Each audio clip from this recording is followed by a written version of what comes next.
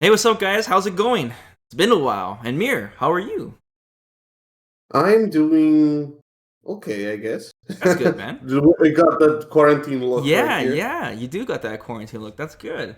Hopefully, everyone who's watching has stayed safe and you guys are getting around fine. And hopefully, you guys are all, stable and yeah. It's been a while since we made a video here. We're gonna do another discussion video, and like I said, things have been very stale lately, of course. Gaming wise, especially in the Street Fighter world, we're still waiting for some tournaments here, and the recent news with Evil and such, which we'll do a follow up video on that as well. We're basically catching up here, and me and Mir thought it would be nice to do a discussion video on a topic that is very, very hard for us to keep it concise and orderly. We're gonna derail a lot for sure, and we're gonna try to go from it on one side to the other. But the topic is basically, is it possible for developers to make a game, or is it possible to make a fighting game accessible, very accessible to everyone, the masses, while Mhm. maintaining its depth and fun, intricate gameplay? Now, let's just start with this basic question first, Mir. Yes or no? We'll start with the very basics, and then we'll go from there slowly. And I like I said, I think there's two parts to this. We're gonna talk mostly on the developer side of things, but I also think there is the player or the human nature side of things as well to this that plays a huge part on a Mhm. lot of players not being able to get into fighting games. So that'll be a different Yeah. video. So let's just start with the dev side. Mir, is it possible? Yes or no? That's a difficult question. I would say that there's definitely steps that it can be, that can be there's stuff that developers can do. I don't know how much like how successful it can be, right? Because a lot of devs don't like have really not experimented a lot in this direction. Like they've tried in ways that we'll, I guess, explore later, and they're probably not the best ways. But Yeah. I guess to give an answer, yes, it's possible, but there's a limit to it. Okay. Okay. Also, I bet this has nothing to do with Guilty Gear Strive at We're gonna all. bring that up a lot, probably. I know we're gonna bring it up a lot. My answer, if I was gonna do a short answer, I'd say no. So that's good that Mm. you and me kind of have a little disagreement on it, and we'll kind of go on why. But when you kind of OS'd it a little bit, Mira, when you said there's only so much you can go. So you know what I mean? There is kind of a limit as far as you can go. Well, because I feel like the accessibility doesn't come necessarily from the fact that you are simplifying the game, which is what we're gonna touch on. Yeah. It's a different kind. It's about giving the player tools to get into the game and stuff that will allow you to stay attached to, you know, like to continue playing basically, and then from there you expand with things that actually make the game more accessible. Basically, Hmm. that's why I kind of try to make it a little bit, figured out an OS, I guess, in Right. this case, Yeah. because I mean, like if you dumb down a game, quote unquote, to make it more accessible, then it's dumbed down. yes, There's no way around. that's right. But it's still deep, Mir. Surprisingly deep. I think that's the headline for Hearthstone. I'm pretty sure that's the headline for Hearthstone. I'm serious. I'm serious, man. Okay, okay. I'll try not to bring up Hearthstone too much, but let's look at other games right now. Other games that are Yeah. very popular. Okay, and Hmm. I'm not talking about FPS because FPS is simple. Card games are simple, right? In terms of getting players in and learning them. Let's talk about something more. What are the super popular games that are also complex, like You know, Dota and League? I would put up there. Anything else that pop in your head that you would consider complicated? Because I don't there think are those not games are easy to FPS. start, man. I don't. There are not FPS, like specifically. Just any genre. That's not fighting Because games. I was just about to say, like, there are some FPS that are complicated, and in Okay, fact, tell they're me, tell not me some popular FPS. as a Like, are you talking result. like Quake and Unreal? Yeah, Quake. Well, I mean, Unreal is extra dead, but Quake, yeah, Quake is Yeah, a good Unreal's example. actually dead. Where Like people are Quake apologizing for winning. has actually like a lot of good accessibility things in it, like including tutorials and stuff, but it's just not what people are looking for. I would say that a game that is complicated but is um, very popular is Counter Strike. I mean, I guess Valorant now, Yeah, although that one I know less about. Like those games are not easy, but they're built in a way where people can right. understand But it. I there's guess a there's that's a just enough. a large skill gap. Like if someone new who played fighting games, was playing against Hmm. like someone a lot better than them, the gap would be really massive, Yeah, compared yeah, to yeah, for some sure, other for sure. games, right? Some games like card games that are based off RNG, for example, right? I'm Hmm. not saying some noob can beat some super good Hearthstone player, but I'm trying to give examples here of different genres, right? Yeah, And when we talk I up, like mean, I'm wondering why. Okay, let's just take League of Legends because a lot of people know League of Legends, right? Or Dota, yeah. and you have hundreds of champions to learn, right? You have all these Hmm. champions. Then you have to understand that all these champions have to learn a role, which lane, right? What kind of where they're even going to be, right? Yeah. Then they have their abilities that you need to learn how to use. Then you have a whole meta on items, right? Your item management as well, right? Hmm. And then you have the game itself. And for someone to start this off would be very overwhelming, right? So why is it Hmm. these kind of games are able to achieve so well when they are very overwhelming for someone new compared to like fighting games, for example, that only can I have feel like, sometimes 20 yeah, characters or less. I feel like the biggest part with Dota and League of Legends specifically is the social aspect because it is Right. a team game. What happens is that you have that one friend that plays Dota or that one friend that plays League of Legends that tells you, "Oh, let's go play League of Legends together, and I will teach you how to play the game." And then Right. they introduce you to the game. Right. And then, like this begs the question: how did they get, inducted into the game in the first place, right? And that's, like it's basically a chicken and egg scenario where you have to go back Okay. and back and back to the patient zero. Well, I guess, yeah, like that, Right. started playing the game, right?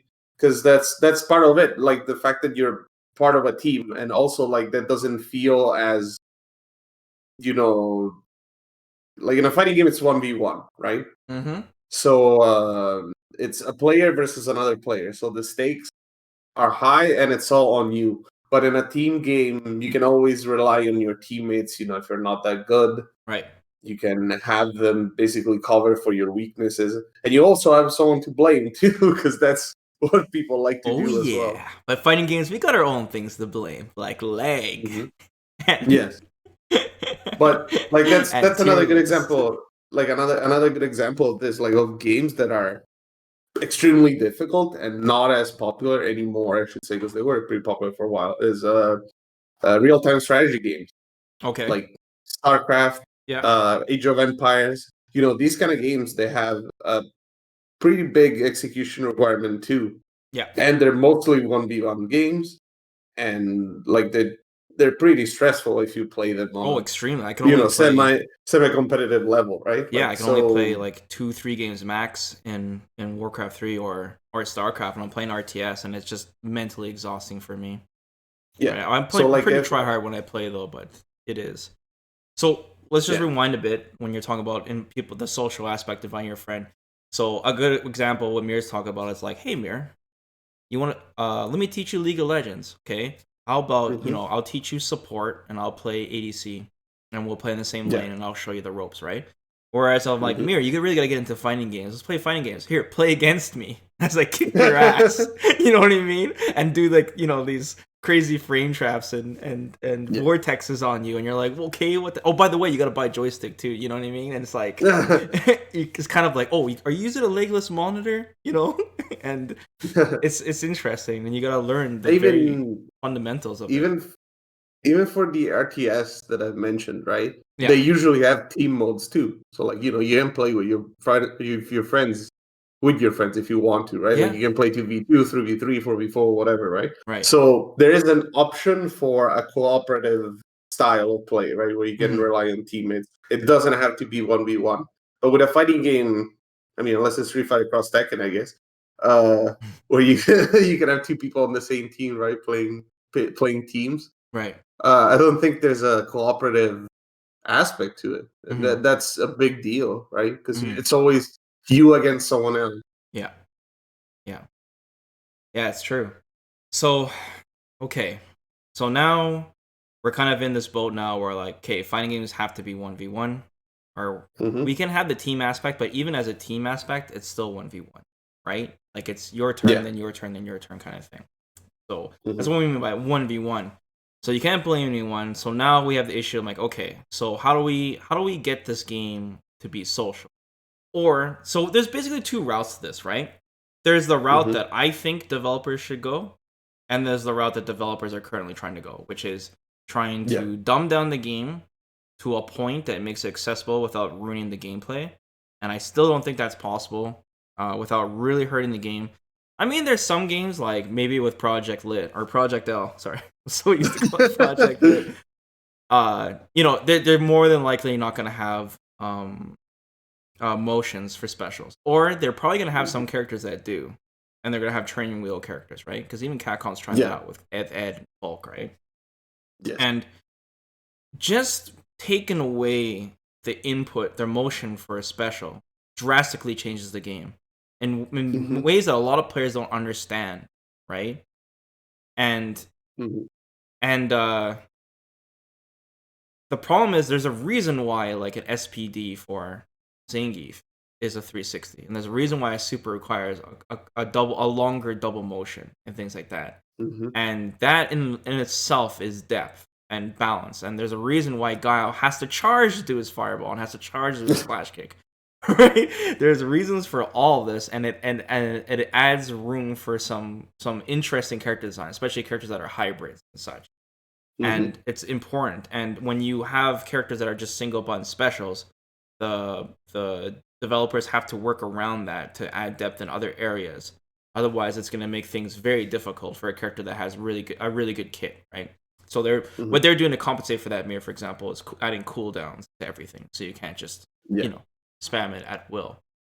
And I mean, and you can argue that execution is also a core part of any game because even if you look at FPS, like the ability to aim properly, or in RTS, the ability to micromanage properly and move the yeah, camera around fast enough, like if even you're League using of mouse and Legends, keyboard, right? not controller. Like, well, I mean, I don't know, you play RTS on a controller, No, I was but talking about FPS. I was joking around. oh, Sorry. okay, I had to but put in the aim assist joking. Sorry.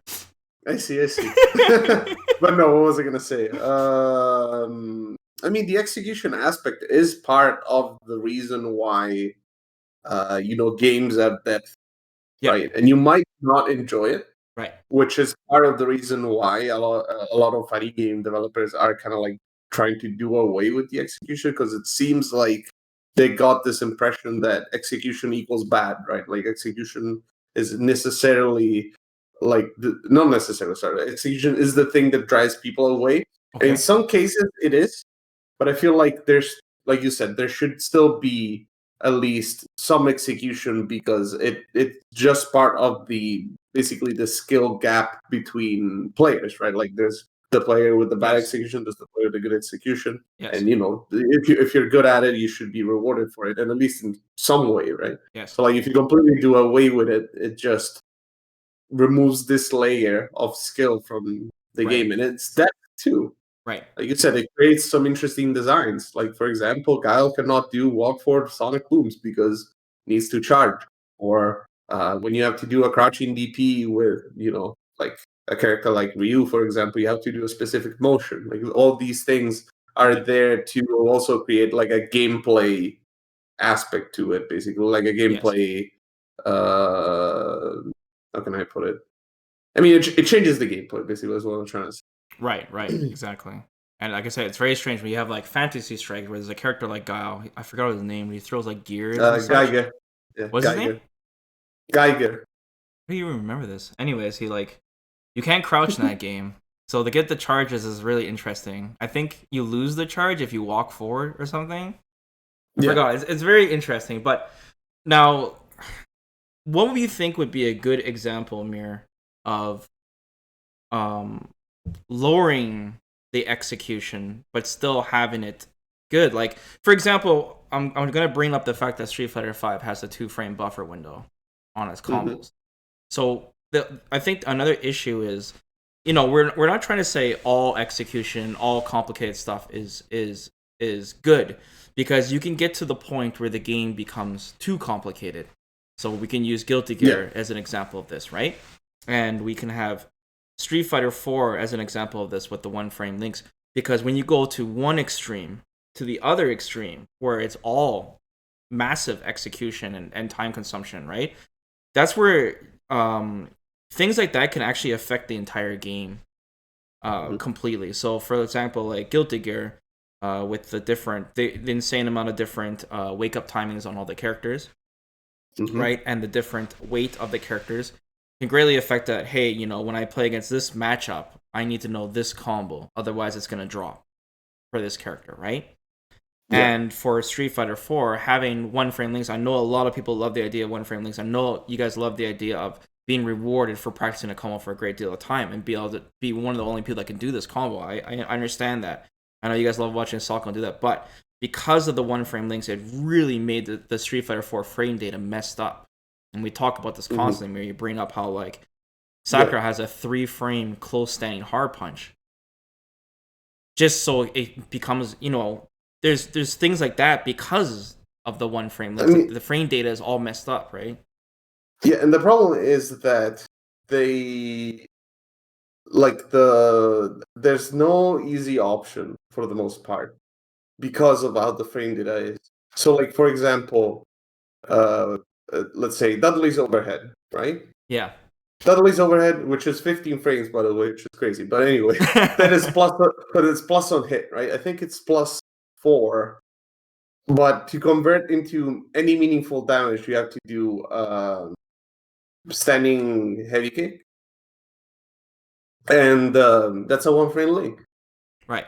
And if you don't do it, you don't get any damage, basically. Right. So like you get this gap where a move does like 100 damage, or the combo with the one frame link does 350 or more, Right. because then you can FADC and do all other kinds of crazy stuff, right? Like Mm-hmm. there are other examples too, like some normals are one frame linking to themselves, and like for example, they don't go into anything else. So the problem with one frame links in that particular case is that they're not optional if you want to play optimally, that is, Right. right? There are other games like, for example, Tekken, where there are juggles that are literally one frame links, right? Or not even juggles, like there's stun linking in that game, which you could equate to, linking in a Street Fighter game. But they're usually optional in the sense that there are other options that are not as optimal, but they're still worth going for. It's not a difference of like 100 damage to 20 damage. Right. It's a difference of like less than that, like 80 damage to 60 damage, which is, reasonable. At Right. least someone that wants to get into the game and try and understand it and learn it doesn't have to do the hard combo immediately, which was, I think, one of the problems with Street Fighter 4. Right. Also, another thing with links, personally at least, I think links are cool as a mechanic. I like them in games that I play, like in fighting games. For example, even in Guilty Gear, there are characters that have links. Like for example, Slayer is a good example. Uh-huh. I enjoyed that kind of mechanic as a thing that you can do, Yeah. but it's really easy to m- make them very obnoxious to practice and not fun to execute, basically, because links are not inherently fun to just lab out, because you're just pressing buttons at the right time. Okay. You're not doing a cool combo, or you're not doing any complicated motions. It's just timing, Okay. pressing two buttons at the same time. So like I don't find them interesting to Okay. lab, basically, because you know that it should work on paper. So like it's not like you're finding out some weird juggle that you didn't know it would work, or you're doing a super the correct time in the combo and you get an interesting result, right? It's Right. just, I know it works. It's just difficult. Right. So they're not. I personally don't find them fun as execution. So Okay. that's another problem, I feel like, Okay. because it's really easy to make it not fun. I'm thinking of other old games.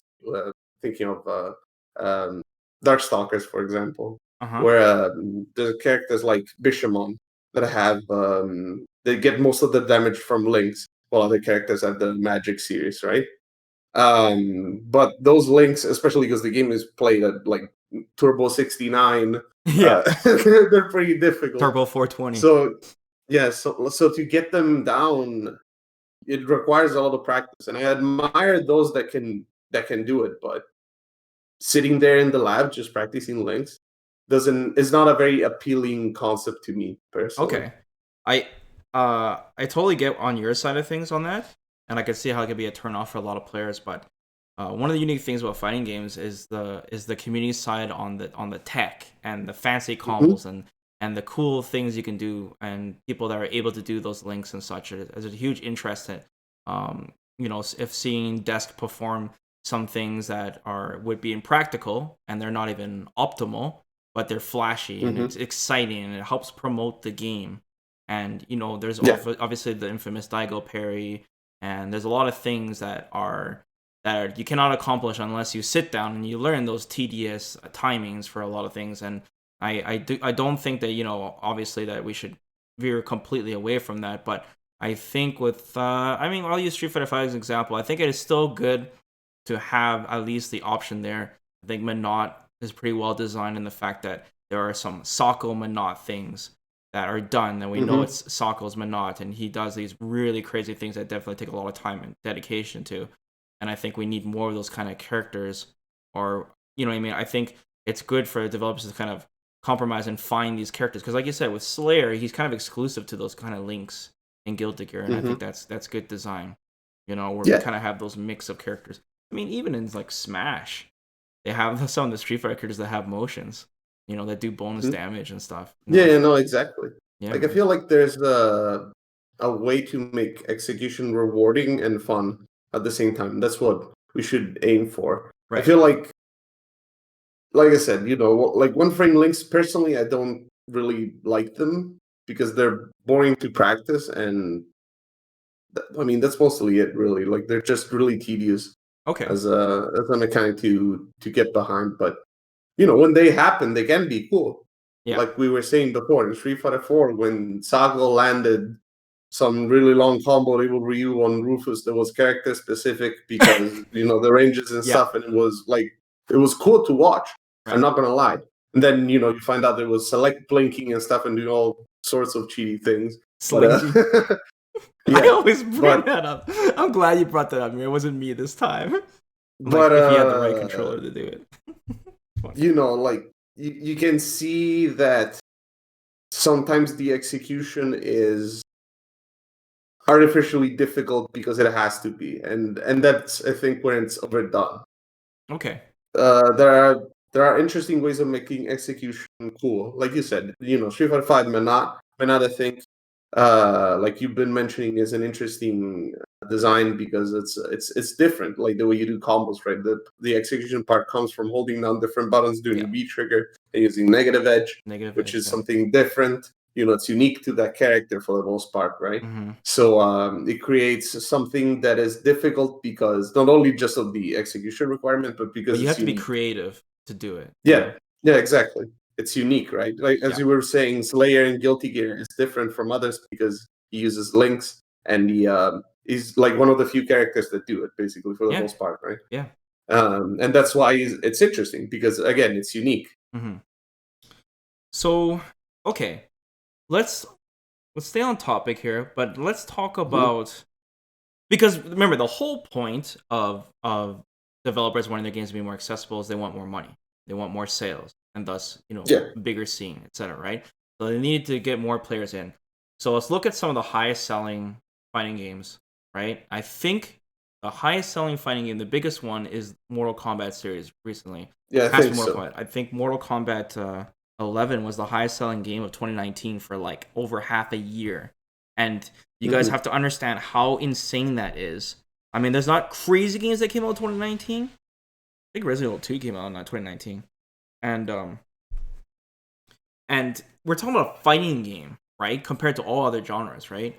And for them to be the Hmm. top in sales is crazy. And we have to take a look at that and why the game sells so well. Mortal Yeah. Kombat. Besides, of course, the strength of the IP, just like Street Fighter sells, just because of the strength of the IP and the approach that NRS takes. Now, it's interesting because obviously the competitive side is very polarizing, right? So Mortal Hmm. Kombat, it will come out. It goes through like this kind of 1 month cycle where the game is hype, the competitive scene seems strong. Then after a couple of months, it seems to completely die, right, in drought, and you don't even see it at Evo anymore, for example. Hmm. But but at the same time, from NRS's perspective, they were very successful with it, right? Because of the sale and the amount of people that play and the strength of how many players play online. I'm not sure how many players actually play Mortal Kombat Online compared to like Street Fighter, but I just looked at the Mhm. sales numbers. So, what are your thoughts on that, like in general? I feel like the game attracts a lot of players that are not necessarily fighting game players because of everything that's built around it, basically, not just the fighting game aspect. That's one of the things that I feel like they're doing correctly because they have a lot of unlockable stuff that you can get through playing the game, right? There's the whole crypt aspect. Okay, There's towers that you can complete. It is basically arcade mode with extra challenges. Some right. of them are can be actually quite a lot of fun. Others are extremely cheap, which is part of the, I guess, uh, the feel of these fighting games, right? Because even in the past there were super cheap bosses with AIs that could read your minds, basically. Yeah. But and then you have story mode, so you also have something that is like more cinematic experience, right? Like you can find out about the characters That there set the and kind bar, of by like the way. It got Street Fighter wanting to copy it, right? Or yeah, yeah. Capcom, sorry. And so yeah, you have unlockables, story mode. Then they have events where oh, we added these new skins for the characters, and if you play this tower, you can go and get them, so people can come back basically and find new things to do. Hmm. There's online, of course, so you also have like online ranked casual matches. If people just want to fool around, they have the idea. They have the whole custom variation thing where you can make your own Yeah. variation and go online. Hmm. There's Do just a the lot of whole. things that Mhm. are not related to the competitive game, basically, Yeah. that are there, and these attract people. Not to mention that Mortal Kombat is really popular because of how gory it is. Like, this is not to be underestimated. Like, people like that kind of violence in fighting games because it's what Mortal Kombat's known for, right? Like you mean it's So like gratuitous? Like it's very I mean, like it's over the top, yeah, yeah, it's over right? the Like top. Okay. originally Mortal Kombat was actually kind of silly if you think about it. Especially like I think they embraced it with Mortal Kombat 3, where like some guy explodes and there's way too many bones and like four Right. skulls. Right. Like Yeah. they just went completely nuts with it because they realized how silly it was and it attracted people, right? Like Mortal Kombat back in the day became popular because of this whole violence thing, right? It Yeah. was controversial. So Right. like it kind of because of the strength of the IP and the fact that it is Mortal Kombat, people are also attracted to it because of that. So they have a strong, basically, identity that they're maintaining with the game. On top of the fact that all of these other things that I mentioned, like right now, like the story mode and unlockables and everything else. Right. So basically, in short, it does a lot to please people that don't want to play competitively, Okay. and Um. it has a big player base because of that, I think. Okay. Like, and nothing is gameplay related, by the way. Nothing of this that I mentioned is gameplay related of Right. the actual competitive Mortal Kombat. Right. Uh. Their marketing is absolutely through the roof too, but that is Hmm. obviously on the success of and the size of their company, right? With WB Yeah. and such. And like we're talking about Mortal Kombat being advertised on talk shows. We're talking about a Hmm. giant invitational event to a whole bunch of influencers and stuff, and just showing off the game. And it's just Hmm. crazy, right? And then of course we have the esports side, right, which is smaller, but it's still advertisement nonetheless on the competition and such. So it is pretty nuts. So I guess when I talk about now, so we're talking about content, right? Now Hmm. let's look at Street Fighter Five. So Street Fighter Five, what it has is survival mode, which was complete ass, and then we have yeah, then we have arcade mode, which Hmm. was very short, sweet, underwhelming. The thing is, it's kind of hard to compare it to Street Fighter Five because um, Street Fighter Five is like Capcom was in a tough spot, right? And the game was rushed, and they couldn't put as much care into it as they could if they were on their feet like they are now, right? Yeah. We'd have to see with Yeah. Street Fighter Six. Not to mention that a lot of these features that you are going to mention weren't even in the game at release. Yeah. Dude, remember 2-man lobbies, man? I still can't get over that 2-man lobbies. Hmm. Yeah, story mode wasn't even out back then. We just had the short character stories. And Yeah. so if we look at Street Fighter 4, I'm trying to remember a lot about Street Fighter 4. I know they had like a trial system, which a lot of people struggled with. They even know how to do the Hmm. combos because it never explains you anything. I mean, that's how I started my Yeah. YouTube channel, actually. And yeah, I mean, there wasn't that much content on that side. So I think one thing too is the enjoyment aspect, because with Mortal Kombat they have like weekly towers and stuff like that, Yeah. content that's coming at a constant, and weird what are those things called, mirror modifiers or whatever, that make weird things like no gravity Yeah. or, Yeah. Yeah. Yeah. and with Street Yeah. Fighter They're modified. 5, the whole game is like play casual, play ranked, and if you win, we'll give you like a penny's worth of fight money, and if you Yeah. lose, we give you nothing, and that's it. And Hmm. if not only if you lose, you derank.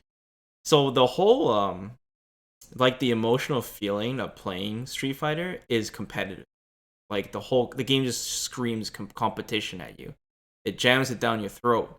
And if you lose, it makes you angry because you're getting nothing from it. And we talked about this Hmm. before, with the system like a loot box system, for example, very basic that all games have caught up to now. Take Overwatch, for example. That game could be stressful and could get you angry too, especially when you try to get people to listen to you. But even after a match in Overwatch, even if you lose, you gain XP, which contributes to a loot box, which also contributes Yeah. to your profile level. And it will climb no matter what. It's a whole separate thing. Street Fighter does not have anything like that. Okay? You either I mean, win. you have character levels and account levels, but they don't really mean anything anymore. Yeah. Yeah. So it's not nothing to I mean, it makes you so you basically can brag unlock about. the last 2 colors or something. No, I mean, I 5 colors, guess. right? So I think Capcom or any fighting game developers in general, they need to understand that like uh players need to be rewarded just for playing. I Hmm. mean, don't get me wrong. I'm not saying that if someone loses or whatever, he should be master rank eventually. I'm not saying like that. And I do think that players should be rewarded for their feats. Just like in, for example, Mortal Kombat, even in that same game, they have this awesome seasonal rank system, which they're borrowing from current gen games. And Hmm. if you get a certain rank, you get certain costumes and stuff. That's awesome. Yeah. That is absolutely awesome. That's what they need to get on that. They're so behind because of the battle pass system and all the things that all these new FPS games are doing are so good for keeping people hooked, right?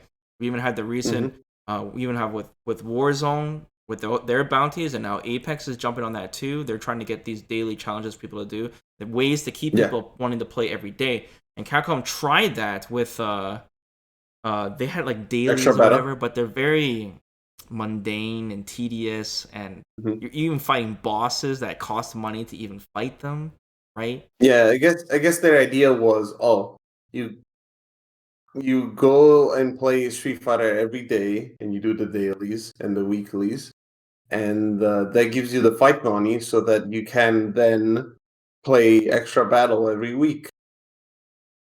But Yeah. like there's a step that's missing here, which is the fun of doing these things. Like you're doing it as like the reward is not enough, basically. Like doing extra battle mode is not rewarding enough for you to go and actually grind daily for fight. Right. Not to mention that it's actually a grind, like as in it Yeah, does take man. And as like some time. we got like the advertisement logos that people put on just so they get some extra fight money for the day, Hmm. and it just feels so hollow, and I really feel like Capcom needs somebody to consult them, to get them caught up on what's going on Hmm. on on on on content and keep people hooked. Because when I look at Street Fighter 5 and I look how story mode, it's like they see story mode in Mortal Kombat, they try to replicate it, right? But I don't think they do a good Hmm. job with it. And to be honest with you, I don't even think uh, Capcom should even do that. I think they should focus on their strengths, to be honest with you, and not try to copy, make that big, robust story mode. But Hmm. I look at survival mode; it just feels so hollow. You know? But then I feel like you get to a point where going back, looking at Mortal Kombat. This time you go to the gameplay side of things, and you see Mortal Kombat as a game where someone that doesn't know anything of fighting games can still get something done. Like if you press buttons, you're gonna get a string. And that's already more rewarding than attempting to link two normals together, like in Street Fighter, right? And then like you can do some really basic things, and those feel like they look better, I would say, than Street Fighter, where like you have to do like complicated motions and stuff to get your specials, and you have to do cancels that sometimes are not very intuitive. There's less cinematic stuff, so like Mortal Kombat is more easily approachable by someone that doesn't know anything. Yeah. Because I am thinking of another example of a game that has a lot of content, which is Guilty Gear. Guilty Gear actually has, like the story mode. You have a lot of different character missions and things that you can do to learn about the characters. There's a lot of unlockables like art and music and character colors and stuff that you can unlock with the world dollars that you get from doing all these things, right? Like the single player content is actually there. But then when you try and actually play the games, hard as balls, Yeah. Yeah. So that's the opposite side of the coin, basically, right? Like you have a game like Street Fighter that doesn't have single player content, but is relatively approachable. But then you have something else like Guilty Gear that has single player content, but is really difficult to approach. And then you have Mortal Kombat, which is kind of like a little bit of both in the sense that it has a lot of content, and then if you just want to go online and press buttons, you can. Which I feel like is another reason why Tekken seems to be pretty popular with people that are not fighting game players, because it looks like you're doing something when you're doing it, because you're doing strings. You're like there's a very obvious um, result to what you're doing. Like the character gets launched or whatever, right? It looks much better than Street Fighter when you're just pressing buttons. At least I feel like that's the Right. case. So like this kind of like visual reward gets people interested. Yeah. I think that's what Capcom should focus on. Like, obviously, they can't just be like, well, let's have Mortal Kombat inputs. That's not going to Yeah, solve the issue. yeah, They of need course. to, like I said, stick to their strengths. And like I said, the content and rewarding factor is very important for players that don't want to play competitive. And even the competitive players, man, it'd be nice to show off some bling, like I said, and reward things like, if you play a certain amount of matches, you get a different color headband for your Ryu. The whole Mm-hmm. battle pass system and how you earn things is just so much better than it is right now. Or how you earn things, like no one cares about titles. Everything feels so outdated. Titles for Street Fighter Five, or you beat arcade mode, the new arcade mode, and you get one picture artwork. It's just so dinosaur compared Yeah. to the content now. It just straight up is, man. It's so dinosaur. And where was I going with this? On the content that you earn is what Capcom needs to focus on. And what we were talking about before with Mortal Kombat and Guilty Gear and such, it just feels like Mortal Kombat is just so much more ahead on that. And they are looking at Mm. other genres of games, and I think Capcom needs to look at other genres of games. Yeah. Just trying to remember what I was gonna say, Mir, about that. I had a good point. Trying to get it to my head right now. Well, I mean, what do you think about it? Let's say something else. Go Going ahead. back to that visual gratification kind of thing. Yeah. I brought up Tekken, and Tekken is another really hard game. Like, Hmm. even though the developers have taken steps to make it easier, which I think goes a little bit against the game's philosophy, because there's been a lot of complaints recently. Like one of the ways they made the game easier is by reducing the movement, and so it's easier to apply offense, which leads back into just doing strings.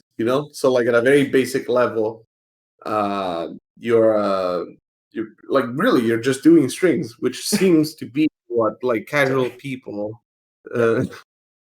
uh, Sorry. enjoy.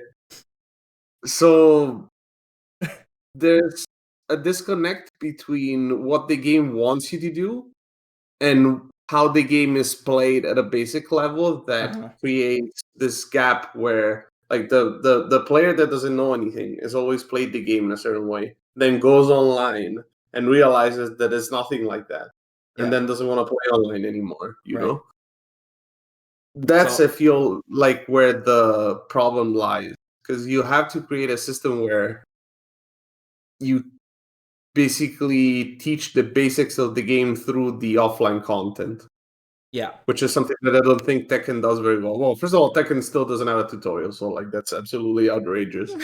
But and you have to pay for frame data, which is even more outrageous. But let's not talk about that. Whoa, whoa. But Let's not derail too much.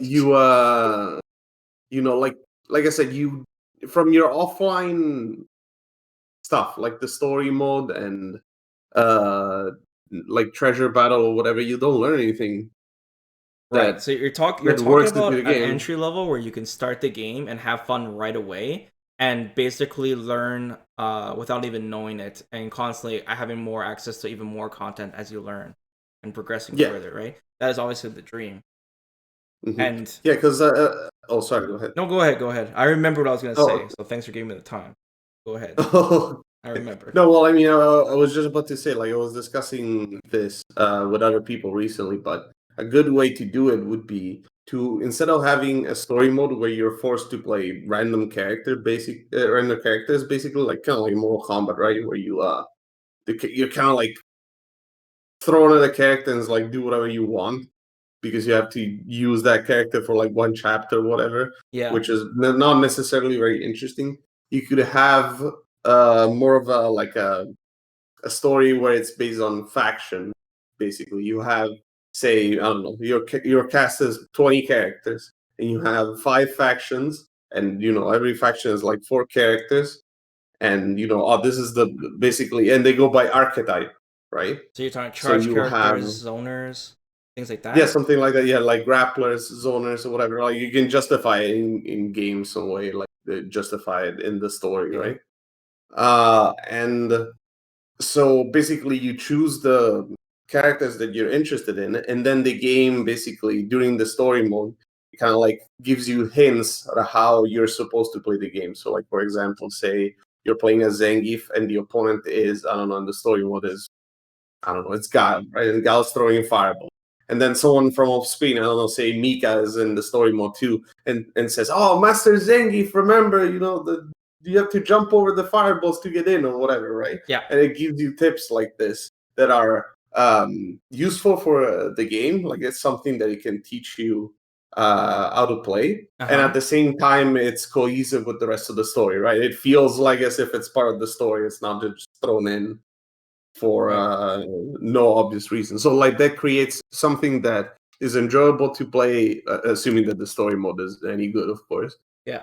And it still like tries to teach you something without being straight up a tutorial. Like Right. you're not playing the tutorial; you're playing playing story mode. But the characters are teaching you how to play, basically. Right. And also, you can choose what you're interested in, right? Like I want to play grapplers because I like them, Right. and then you do the grappler faction story first. Right. I see what you're saying. That's pretty clever. For a fighting game, it's a little bit more difficult, but with the way you put it makes sense. We're talking Hmm. about basically usually the first mission of a big adventure game is in itself it's a tutorial. You know Yeah. the opening scene for the game is always like crazy action, but it's always a hidden tutorial for every like big Hmm. adventure game. That's kind of like what you're saying. So that is pretty clever. Just gonna backtrack a little because now we're gonna bounce into that topic. What you're talking about now is how to actually help players learn. Yeah. But yeah, I want to mention I was watching like a review for Street Fighter 5 long time ago with Angry Joe and how he was talking Oh. about the game. Did you watch that review, man? Hmm. I feel like I did, but I It don't was a remember little any long of it. time ago.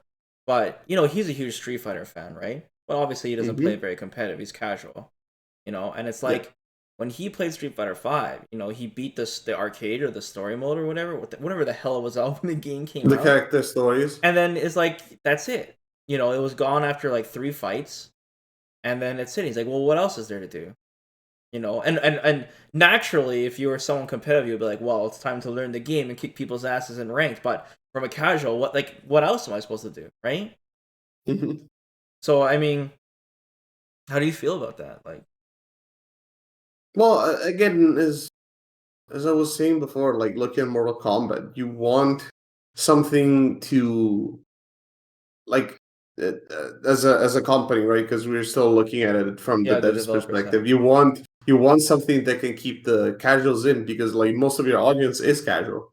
Like regardless of how much you think that your game can be competitively viable, most of the people that are going to buy your game are not willing to invest the time or don't have the time, like honestly, Yeah. or the intention to get better at the game. So like they just want to play, and so you give them reasons to play, right? You give something to the casuals so that they can um, find something to do in your game and then have a reason to go back to it. Yeah. And this doesn't mean that someone that is more competitive doesn't care about these kind of stuff. Because to be honest, even I, like in other games that I'm competitive in, like I still care for a good story or good offline modes. Say, like I'm playing online and I get frustrated, but I still kind of want to play the game. You have those moments where maybe you're not doing very well online, but you still want to play the game, and Right. so like when you don't have the options to playing online, and you get even more frustrated, and it's worse. At least you could have something offline that you could do that is that can keep you entertained while still playing the games that you like, right? So like these avenues of entertainment, right? These options, they're not just for the casuals. Even someone that is a little bit more competitive, but maybe not, tournament player level where you're just grinding all the time. They could enjoy that too. So it's not just for the casuals, basically. Yeah, Say. and the casual base is obviously very important. They are the ones that are watching the tournaments. It's helping the ad revenue. They're the ones that are buying the DLC costume content and such. Like it's a very, very Mm-hmm. important aspect of the game to keep the game strong, right? Yeah. And yeah, I mean, players that are casual, even if they're not competitive, if they're having fun playing the game and then still watching very skilled players play, whether in tournaments, right? And all that, Mm-hmm. it could be very entertaining still, even if they're not able to or to have the time to learn themselves. Mm-hmm. So developers have to understand that as well. Okay, let's Yeah. bounce to the next topic here, Mir. Mm-hmm. So let's talk about the tutorial aspect of fighting games. What is Yeah. the proper way to teach? Now we've seen so many types of tutorials. We've seen some developers not use a tutorial at all. And then we see Guilty Gear. We see Guilty Gear, who has a really good tutorial. Skullgirls as well had a really good tutorial. Killer Instinct had a good tutorial as well. And it obviously depends on the game still, because when you have a very complicated game like Guilty Gear, even though the tutorial was very well done, it's still a very complicated game, right? Yeah. It's not nearly enough. Right. Like a lot of people say that Under Night also has Under Night in Birth also has a very good tutorial. But like all these games that we've mentioned, they usually have their issues with the tutorials. Like for example, Guilty Gear is very interactive as a tutorial, which is great. Like, and it doesn't present it as a fighting game either. It's like more. It's a different genre almost, right? Like for example, when they teach you mobility in the air or on the ground, they present it to you almost like a platformer, Hmm. where you have to go over hoops and under stuff and things like that, right? To keep it more interesting. Or you have to work against the wind so that because you have to run, right? Like it teaches you in a way that is not like a fighting game. That's great. That is the way it should be. But in the Right. case of Guilty Gear, the tutorial, although it is a great tutorial, is just not nearly enough. Like it doesn't tell you how to play the game really. Like it teaches you the base mechanics, but it doesn't teach you how to put them together, basically. Yeah. And then you have other games like Under Night that actually do take that extra step, or at least they attempt, but they're way less interactive. It's like, oh, let's talk about option selects, and then it's 5 boxes of text. Like, no one's gonna read that. Like, let's be Right. honest, right? Like, that's the other problem. Like, if someone is a complete newbie to the game and wants to learn, you don't want to sit through like an essay about what is an option select. You're just gonna get bored out of your mind, right? And What is lose your frame will to learn. data? yeah, like all these things that you have, it's difficult because you have to present them in an interesting way, kind of like how Guilty Gear did, but at the same time you also have to be comprehensive and talk about everything too, and how to put them together to achieve basically a basic game plan that you can expand on. Which is that is also like one of the problems with these tutorials is that they usually don't get that far. They teach you how the game works, but not why it I works. If really it like makes Mortal sense. Kombat 11's tutorial. Mm-hmm. How it explains like the jailing aspect, some Yeah, zoning tips, some gameplay tips. But once again, it really depends on the game. You know, Mortal Kombat's a lot more simple than Guilty Gear, for yeah, for example. sure. So it's tough, right? So I think that there is no way to do a proper tutorial for a fighting game. Uh, at least a comprehensive one that's also concise. Because well, one thing too is the meta and the way the fighting game plays. Optimally, it Mm-hmm. evolves and it changes over by the communities, by the part of the community where they figure out the best way to play each character or how the best way the game is played, to the developer side where they add content, they add new characters, they add new mechanics, or they nerf things and change things. Yeah. It's very hard to just be like, here is your definitive tutorial for this fighting game when the game comes out, and this is all you need, like that Bible waiting for you. Mm-hmm. It's just not going to happen. Yeah. So I think the approach for it would be the same approach that big community games like League and Dota do. Where Dota Mm-hmm. has, I don't know if they still have this, man. I don't know if you played it lately, but they have like online guides for each character they can literally look up based on Mm-hmm. community votes and stuff. And you know what I'm Yeah, that's talking because of about? the Steam integration. Yeah, Steam integration. Yeah, yeah, yeah. Like on Steam, actual people can write guides, and then you can look in the guide section on Steam for Yeah, Dota they still and have look that. them up. Yeah, yeah, That's cool, man. yeah, yeah. Because it's a Steam feature. So it's not That's just actually exclusive for to other Dota. games as well. Yeah. Oh, that's cool. I mean, unless the Dota has a specific one that I am not familiar with, Yeah, I know that on Steam you can write guides for games, that's and it cool. could be about anything. That So technically, it could be about fighting games too. You could have that as well. If there was game integration, at least that'd be cooler. right. Which is what you were trying to say, right? Like Yeah, I Dota mean with actually League, lets you see them in game. there's also like clever, funny things too, like bank plank and stuff, and funny, clever things too that you can do with fighting games as well, like the ultimate Hmm. rushdown Ryu guide and stuff. Just dash Yeah, forward yeah, yeah, 16 of frames, course. bro. But anyways, with League, another thing they do is they have the community hub, right? So when Hmm. I mentioned this a billion times, guys, but I'm sorry, I gotta beat this dead horse, but I have to mention it again because I feel like fighting games are really lacking on this.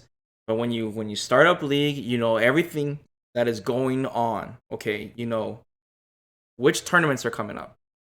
You can click on Hmm. this to watch the tournaments when they're coming up, right? We Hmm. have new videos for the day, right? We have, Yeah. artwork, music, whatever, cosplays, and you know everything that's going on because to this day there are people that come up to me or in my stream and they're like, "Hey, how do I know if there's a fighting game scene in my area?" Right? How do I know if there are any Hmm. tournaments coming up that people don't know? Still, Capcom puts it all on the CFN page or on the Capcom page, but they don't know in the game. Remember Yeah. that time where they announced that Capcom Cup was happening in Street Fighter V like 3 days before it happened? Hmm. It's like get tickets now, hop on a plane, 3 day notification. I think they did it for Evo too, Hmm. and yeah, you can't even watch it from in game too, right? The tournaments, obviously. Yeah. I think they So used to have. I don't remember if it was just for I think Evo was on PlayStation, PlayStation at the but time. but you could like if you watched the tournament from your console, you'd get fight money in game, something like that. Right, right, It right, right. was like some kind Yeah. of weird Man, that was ass a long time ago. incentive that I don't think worked all that well. Yeah, yeah, like definitely. At the end of like the you day. were saying, like if you don't have a landing page that tells you what is going on, people are not gonna know, especially if they're casuals, right? And if you want them to learn about this whole scene that is going on, behind the game, right? Yeah, That's the way to do it. because unless they specifically go to your website to look it up and see if there is a scene, they won't know. And sometimes it's not even on your website, so like Yeah. that's another kind of worms. Right. So, Um, and we have different communities, right? There's Shuriken, there's Reddit, Gen mhm, Hubs, there's YouTube, there's Twitter, there's even GameFAQs, right?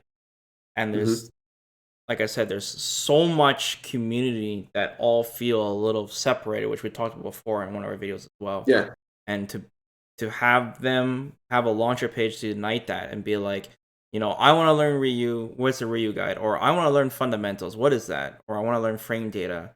There is a way to mhm, do it in a one kind of stop place, because even me, if I want to get information on a certain subject, if I need to do a video, I need to go all over the place and check from many, many different sources. And it's a lot yeah, of work, right? And mhm, to do it from a perspective of someone who didn't even grow up playing fighting games would be so insanely overwhelming, you mhm. know? Even Yeah, reading, and it. like when we do videos, Mir, we still have people that don't even know like notation. Mhm. It's There's people who don't read the description either. what does XX mean?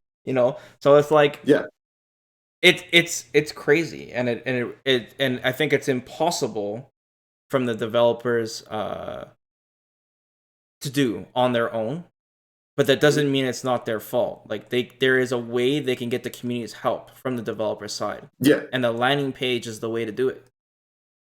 And Just not only is. that, but like having a community page where your stuff could possibly be shown, right? Like maybe you're a great fan of Street Fighter and you make art Yeah. and you post it on, like on DeviantArt on Twitter or whatever, right? Yeah.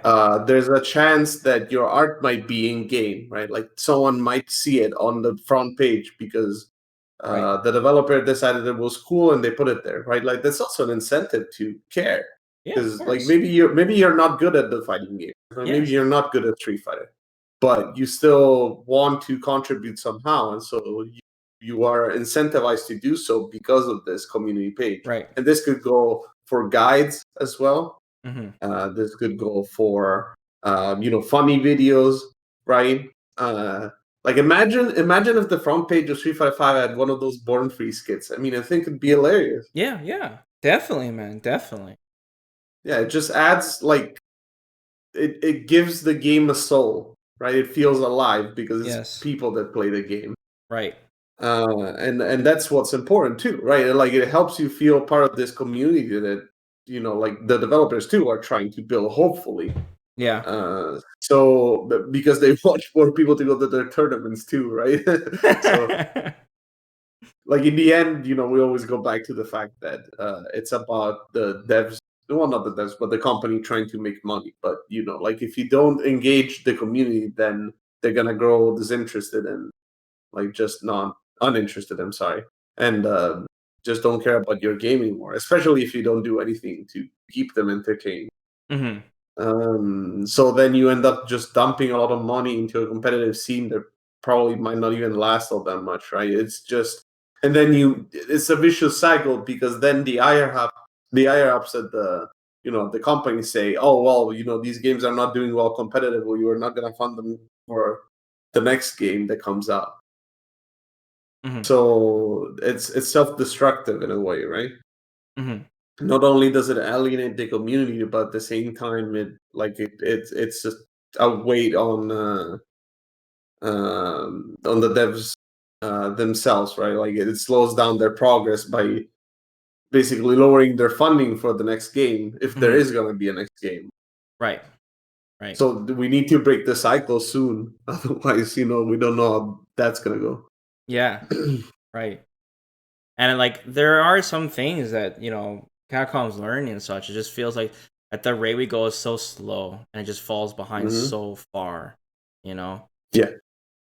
So like that's why I mean when I say these developers need to really focus more on the community side and just accepting the fact that hey, maybe you can't have it both ways, where they make the game super accessible but also very deep and competitive. You have to Hmm. just let fighting games be what fighting games are, right? And push more towards about making it all the information there for people that we want to learn they can, but also making it very fun for people that don't, Yeah. have that good middle ground like Mortal Kombat does, basically. Hmm. Right now, that I think Yeah. they're the most successful at doing it. Yeah, and speaking of Mortal Kombat, I feel like another thing gameplay wise that's interesting is that they introduced mechanics that are not, you have a basic way of playing the game that is relatively intuitive, and that's where people usually like get their footing first. And then you have mechanics that are much harder to master. Like for example, they have instant block, right? And then you can do a retaliation attack if you instant block something, or you can punish because it changes the frame rate on some attacks, right? Yeah. Those are not necessarily obvious at first, but they reward a player that has put the time in the game to actually try and exploit these kind of mechanics, right, to their Right. advantage. But at the Right. same time, if you're someone that's a newbie and you're playing against someone else that's a newbie, it's probably not gonna come into play. So basically, artificially makes the game easier because of the execution requirement behind it. You Mm-hmm. know, because it seems counterintuitive in a sense, but it's like someone that is new doesn't have to worry about it too much because it is a thing that exists, but it's relatively situational and it's difficult to execute. So it's depth, but at the same time, it's not in the way, right? Mm-hmm. Like you're not forced to do a one frame link. It's a thing that you may do one day because Right. you want to, right? That's another thing, like one frame links or difficult execution of that kind. Like Right. if you make it optional, if you're a person that is new to the game, you don't have to worry about it. But eventually, you might want to because that's the Right. optimal thing to do. Right. So that's another, I think, that's another way of doing, simplification in a sense without removing depth. Is Right. that you create a mechanic in a way that it doesn't get in the way, but at the same time is there, and a good player can use it to his advantage. Right. It's definitely something that players would definitely want.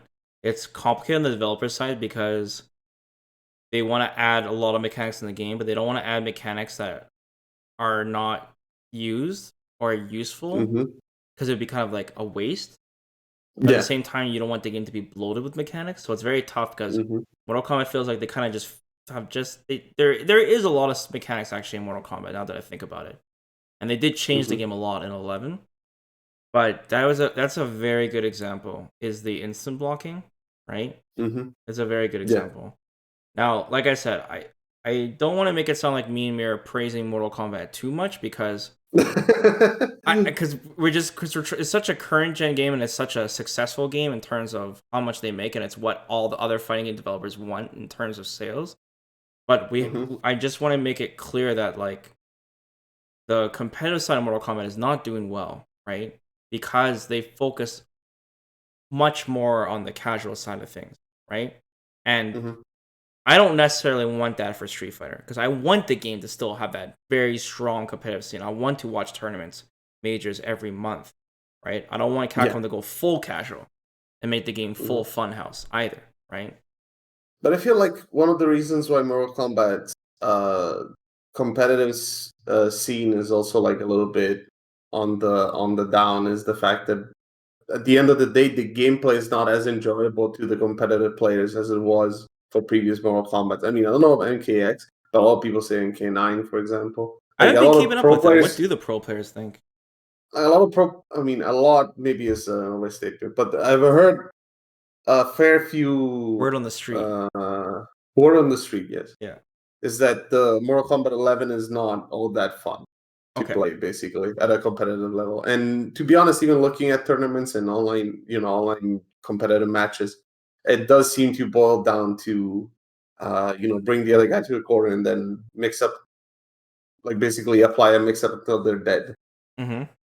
And there's a lot of things that competitively people don't like for example the breakaway mechanic. A lot of people say, oh, why don't you give us breakers like in the other games where Mm-hmm. we go back to neutral instead of creating like this weird situation where I get punished for doing a combo, right? Like there are a lot of situations like Mm-hmm. that where players are not necessarily happy with it. So it could be that one of the reasons why, actually, it's not that it could be. I'm pretty sure that one of the reasons why the competitive scene is not doing so well is because actually the game is not as universally praised, on a gameplay level.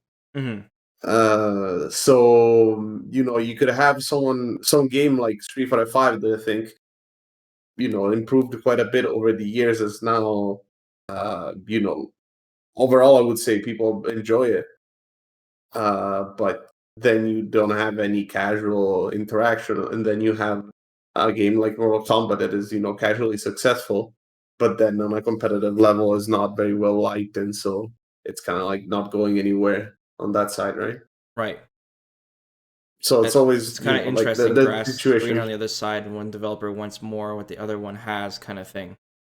The only Yeah, the problem grass is is the greener on casual the other side is side. more important. you know, Hmm? the only problem is the casual side is more important financially. Yeah, financially, yeah.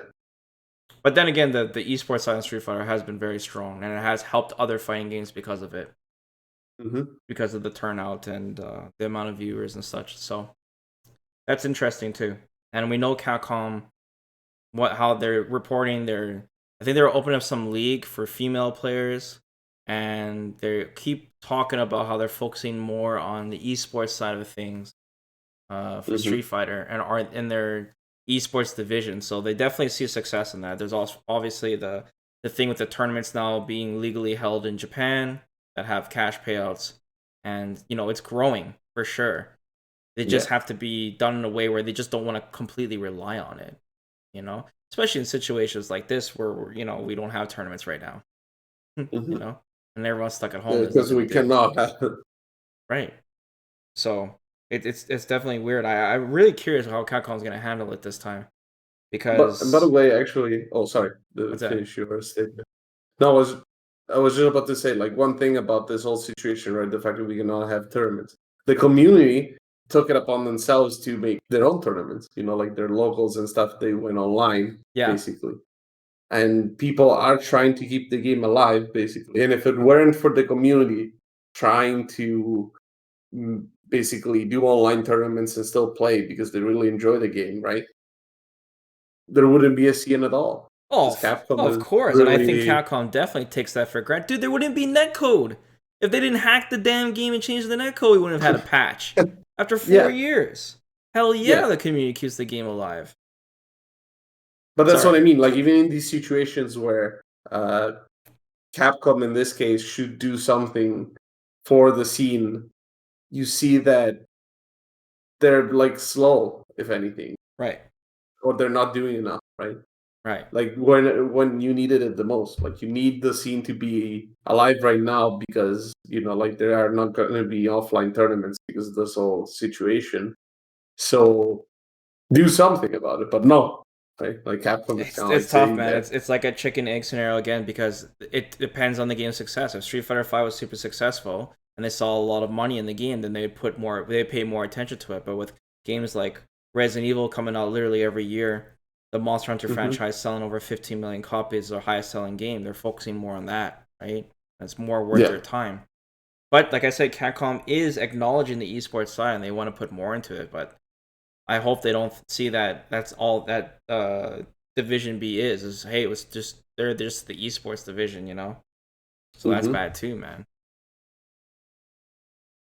Yeah, it's funny. It's funny you mentioned games like Monster Hunter because even though I mean they're clearly not fighting games, they're another genre. But like if you look at Monster Hunter, there is depth to that game too, and there is challenge and skill Yeah, required to play, at a high level. But because of how the game is presented and how social it is too, right? Like the fact you can all go online and play with other people and stuff, you can tackle all the different challenges um, together and get better at the game. And also, I guess the biggest difference is that it's not confrontational, but it's not PvP, right? It's you cooperatively playing with someone yeah, it's else PVE. Yeah, against a monster. So like that is a big difference. But there's also skill in these kind of games, yeah. and like by sticking around and doing everything else that the game has to offer, maybe you'll eventually learn how to play and become a better player, right? So like that could be applied to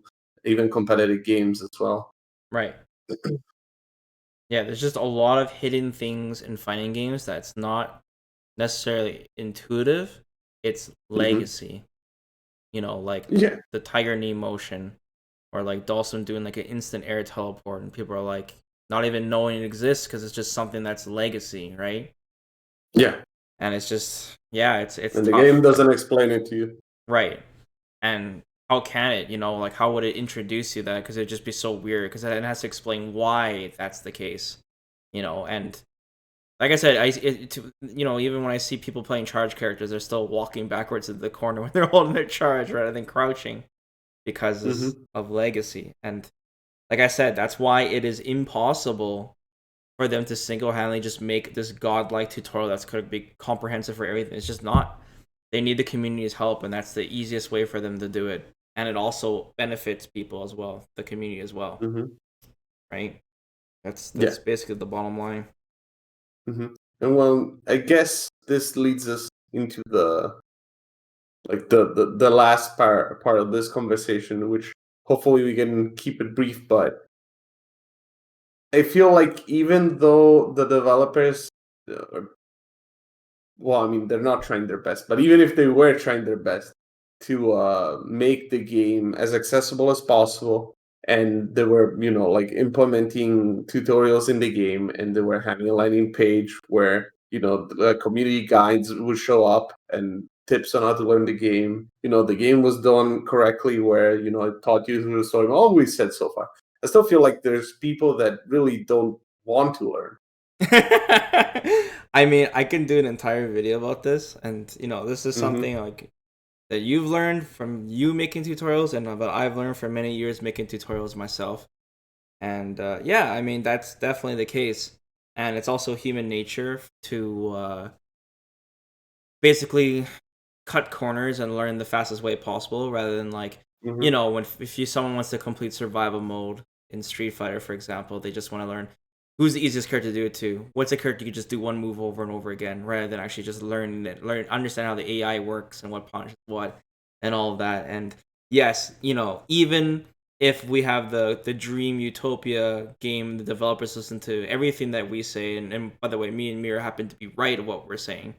We're not game developers, but I'm just saying if they did listen to us and it happened to be right, it does not mean that everyone's going to be able to learn. It doesn't mean everyone's going to be competitive. It still comes down to the player to dedicate the time to want to learn, you know, to Hmm. want to watch those videos, to want to understand it, and to want to practice it.